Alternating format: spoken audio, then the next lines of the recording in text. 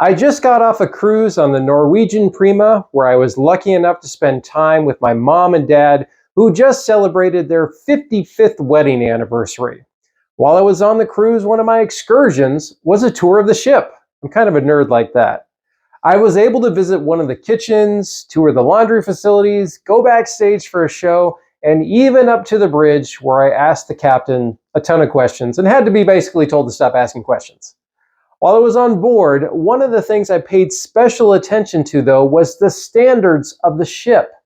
I am a Norwegian Cruise Line shareholder, so in addition to having a good time, I took special note of my experience and the experience of those around me. Was the standard of the ship in Norwegian something I would recommend to others? I'll address that in just a moment, but I want you to think about the standards you communicate to your clients. For example, when you recommend a title company, are they sending instructions over that confuse the client and leads to frustration? Is that setting the standard you want?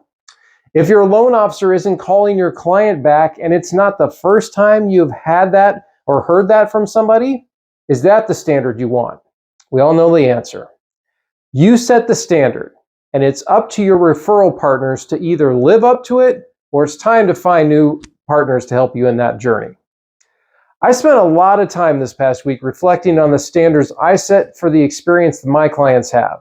And I'll be honest, I do better than most, but I think I can do better.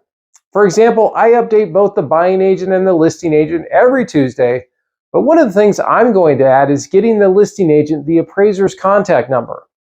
Another value add I can do is how many of you know when your client's birthday is? That's something I have access to and I can deliver to my agents. And while it's not much, it's the difference between a good experience and a great experience. Because I am a reflection of the standard my agents set, and I'm not going to let you down. Finally, I mentioned my time on the Prima and whether or not I would recommend it to others. The short answer is I would. My wife and I have already booked our cruise for next March, and I'm looking forward to it. Remember, think about the standards you set and have an awesome week.